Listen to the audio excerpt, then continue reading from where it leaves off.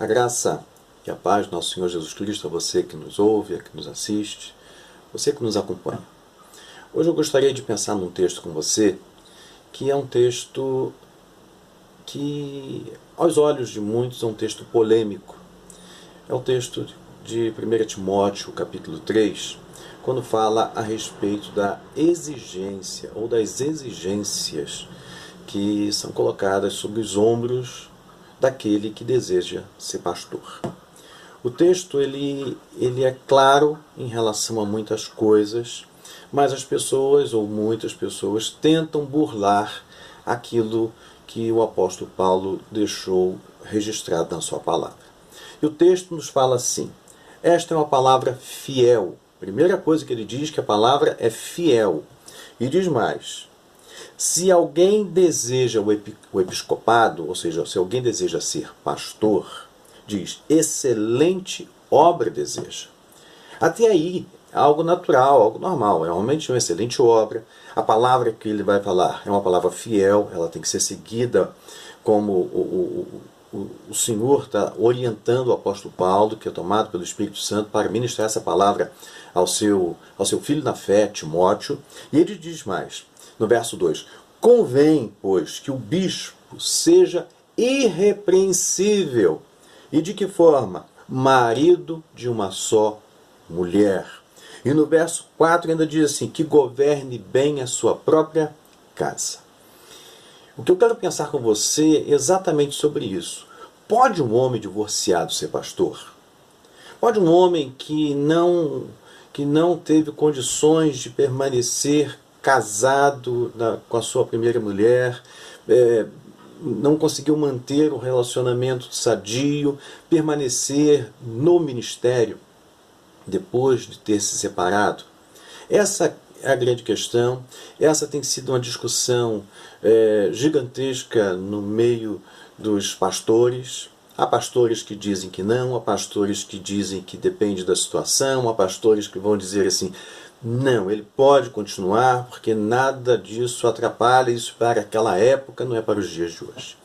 Eu quero dizer para você o meu pensamento, minha maneira de ver e segundo eu interpreto a palavra de Deus. Eu digo não, não pode. A palavra de Deus é clara, o apóstolo Paulo fala isso de forma clara. Eu quero te dar pelo menos algumas razões porque esse pastor ele está desqualificado para continuar no ministério, ministrando a palavra, depois que passou por infelizmente, uma crise conjugal, coisa que ninguém está livre. Tá? A questão aqui não é você se separar e casar de novo. A questão aqui que nós estamos questionando é, ele pode continuar no ministério? Ele pode continuar subindo no púlpito normalmente, a cada domingo ou no meio de semana, pregando, ministrando normalmente como se nada tivesse acontecido? Essa que é a grande questão e esse que é o meu questionamento. E a primeira coisa que eu observo é que este homem, ele não é mais o exemplo dos fiéis. Ele perdeu a sua qualificação de fidelidade como exemplo para os outros. Não estou dizendo que esse homem agora é um desonesto, não. Estou dizendo que dentro daquilo que o Senhor exige para um pastor, aquilo que é exigido para um homem ser como o sacerdote nos dias de hoje, né, exercendo o ministério, ele perdeu a sua qualificação, ele deixou de ser o exemplo dos fiéis. Tanto que lá em 1 Timóteo 4,12, Paulo escrevendo a Timóteo diz que Timóteo deveria ser o exemplo dos fiéis. Exemplo, e essa questão de exemplo é no momento que eu faço algo e a igreja começa a imitar, ser padrão dos fiéis, exemplo dos fiéis. E se esse pastor é divorciado, automaticamente ele está abrindo uma exceção para que todos os outras pessoas da igreja também passem pela mesma coisa. E a Bíblia fala que o Senhor abomina o divórcio. Então, já começa por aí, já começa com um erro, começa com uma falha. Tanto que lá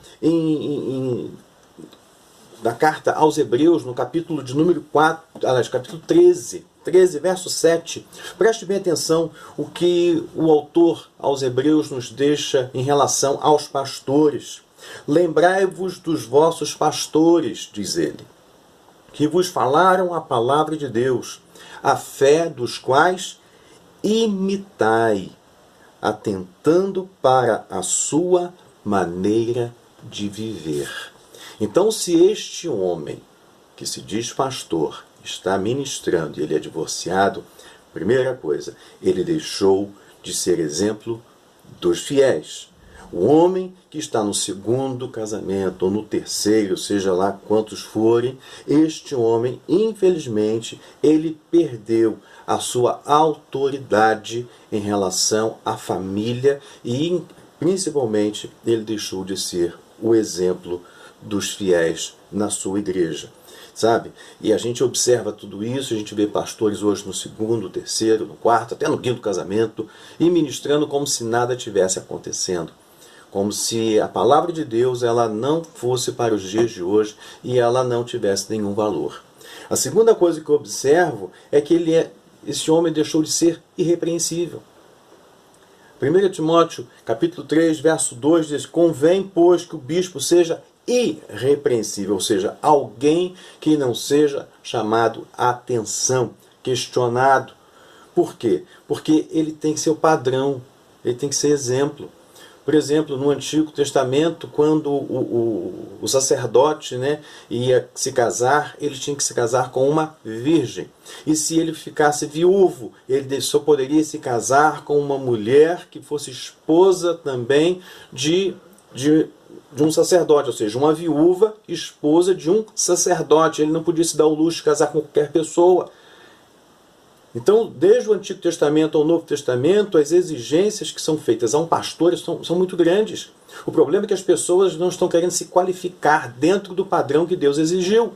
Estão querendo fazer qualquer coisa, vivendo de qualquer maneira, fazendo do ministério simplesmente um lugar onde se prega e não se vive aquilo que se prega. Por isso que a segunda coisa, ele deixou de ter essa autoridade.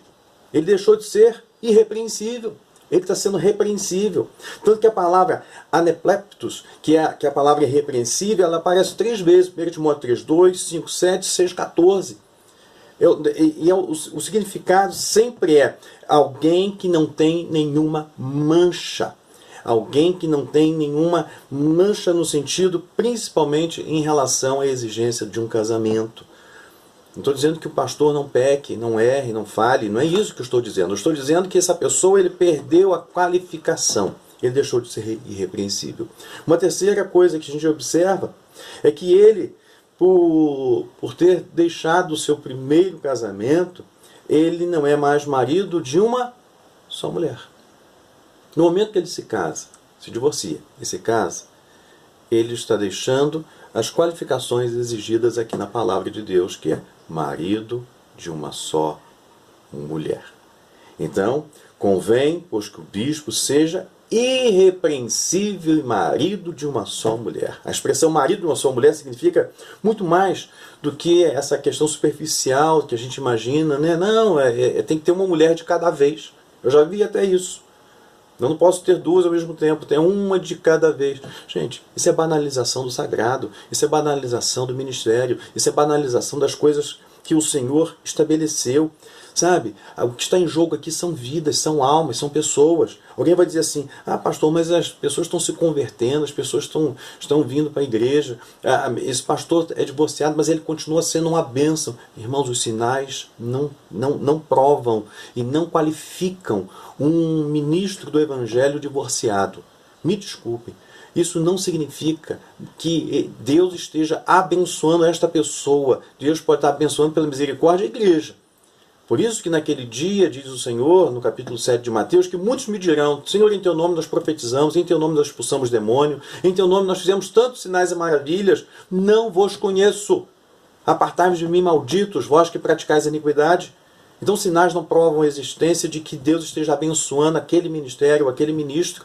Então tome cuidado com isso, porque ele deixou de ser o exemplo. E se ele deixa de ser exemplo, ele está abrindo uma exceção para que todos da igreja, que ele que deveria ser o padrão dos fiéis, abra exceção para que todos os outros façam a mesma coisa. Uma outra coisa, uma quarta coisa, ele não tem autoridade para exortar nem aconselhar. Como é que ele vai aconselhar alguém se ele mesmo não conseguiu botar em prática algo tão importante? A gente observa pastores que lutam nos seus casamentos, lutam com a sua família, permanecem casados, lutam para que Deus continue abençoando o seu lar. E vem essas pessoas na primeira discussão, no primeiro conflito, nas adversidades que a vida oferece, se divorciam. Ótimo, não deu certo, não tem como, tem condições de continuar nesse casamento, não há problema. Então deixe o casamento.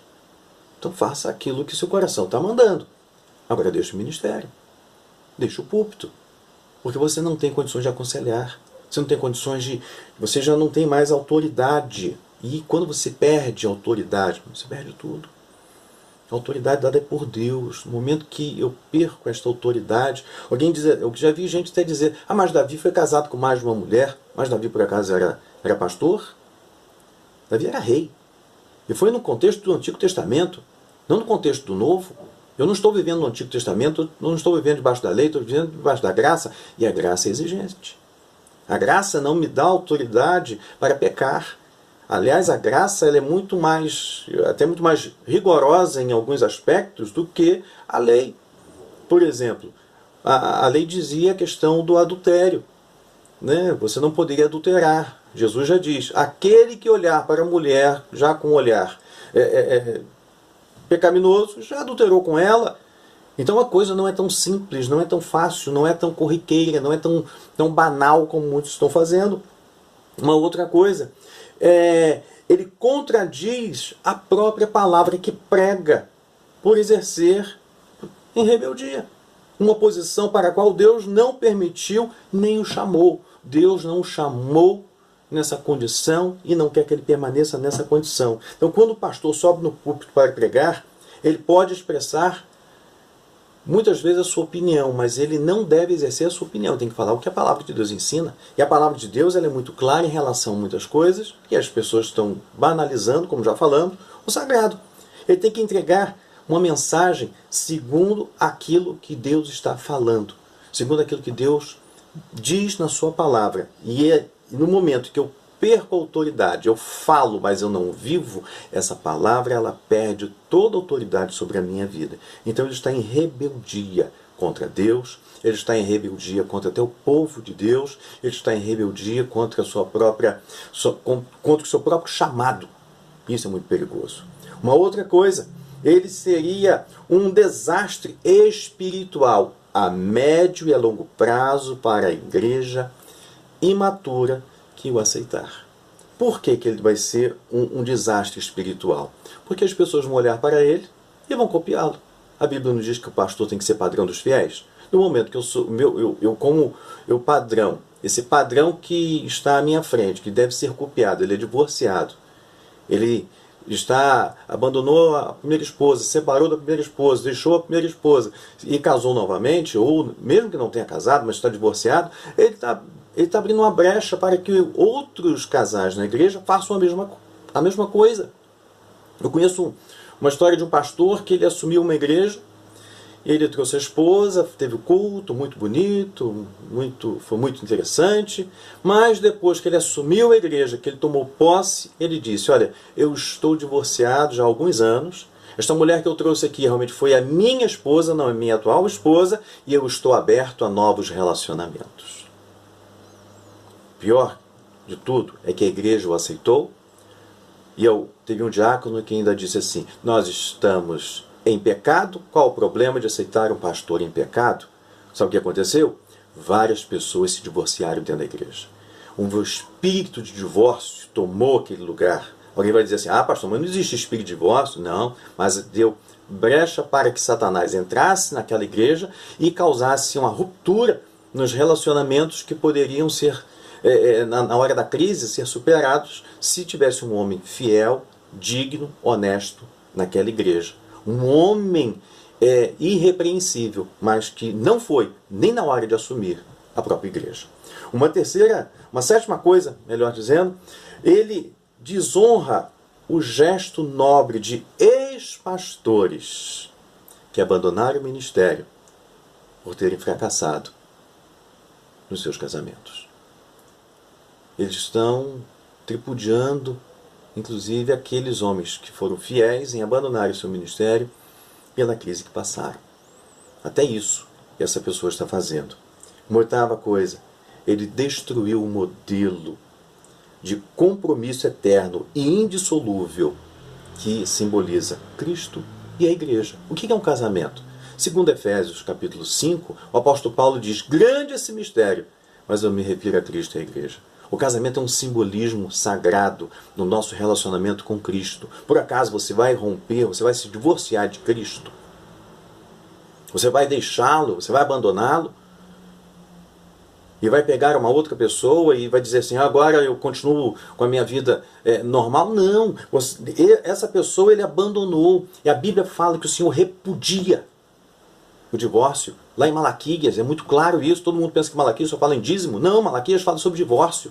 Fala sobre o sacerdócio que está abandonando a legalidade do ministério, aquilo que o ministério é.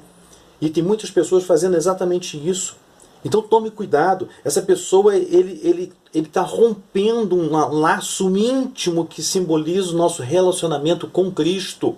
Ele deixa de ser padrão dos fiéis, exemplo das pessoas, e ele está manchando uma grande obra, uma grande causa, e acima de tudo, um grande exemplo, que é a nossa união com o nosso Senhor Salvador Jesus Cristo, que, como diz as Escrituras, no dia do arrebatamento, teremos a boda do Cordeiro. Então, se ele faz isso, ele perdeu totalmente a sua autoridade. Outra coisa, ele não pode celebrar nenhum casamento. Como é que ele vai abençoar um casal se ele mesmo não conseguiu perdurar, permanecer, estar firme nesse casamento? Como é que pode alguém que se diz pastor celebrar um casamento, abençoar vidas, restaurar corações, né? Aconselhar alguém se ele mesmo não conseguiu permanecer casado? Eu conheço histórias de pastores que já estão até no terceiro e no quarto casamento. Abandonaram a primeira, foram para a segunda, para o terceiro, e a vida continua como se nada tivesse acontecido. Misericórdia, meu irmão. Tome cuidado com isso. E por fim, ele também está contribuindo para a degeneração dos padrões familiares das gerações seguintes. Ou seja, se ele teria que ser exemplo, ele está contribuindo para que outros pastores venham e o imitem. Ele está contribuindo para que outros pastores, quando passarem pela crise, não lutem pelo casamento, mas partam para o divórcio. Ele está contribuindo para que outros pastores olhem para eles, pastores novatos que poderiam lutar pelo seu casamento, mas na hora da crise entram no trem do divórcio. Eu quero deixar para você esta palavra. Cuidado, meu irmão. Se você está nessa situação de crise familiar, você é pastor, você é ministro do Evangelho, lute pelo seu casamento, vá, busque a Deus em oração. Eu quero dizer uma coisa para você. Eu passei por uma crise no meu casamento por 10 anos. E, no entanto, eu lutei, eu batalhei, eu fui para os pés do Senhor e Deus restaurou não somente o meu casamento, como Ele abriu as portas para o ministério, para a minha vida. Então Deus não muda. Ele continua sendo um Deus abençoador. Agora, no momento em que eu tomo a decisão de partir para o divórcio, então seja pelo menos honesto, tenha a hombridade de abrir mão do ministério e dizer: eu não tenho condições de continuar como pastor. Eu agora vou sentar no banco, eu vou ser ministrado e não vou mais ministrar. Seja exemplo, seja padrão, pelo menos nesse sentido. Eu sei que crise vem, é difícil manter um casamento, é difícil manter uma família, principalmente pastores que lutam nos seus casamentos, lutam na sua família. Eu sei porque eu sou casado há mais de 30 anos, não é fácil. Muitas vezes vem a enfermidade, vem as dificuldades, vem as lutas, os filhos crescem, as situações são as mais adversas.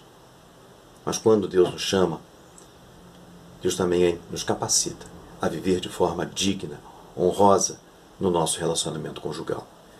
Pense nisso. E cuidado, não deixe o diabo te enganar. E você, igreja, que está passando por uma situação como esta, tendo um pastor divorciado, eu te aconselho, se esse pastor não quer sair e não tem condições de tirá-lo, mude de igreja. Porque é melhor estar num outro lugar, com um pastor, ainda que seja mais simples na palavra, mas com um casamento sólido, do que estar numa igreja onde tenha muito movimento, mas o pastor não é padrão dos fiéis. Pense nisso e fique com Deus.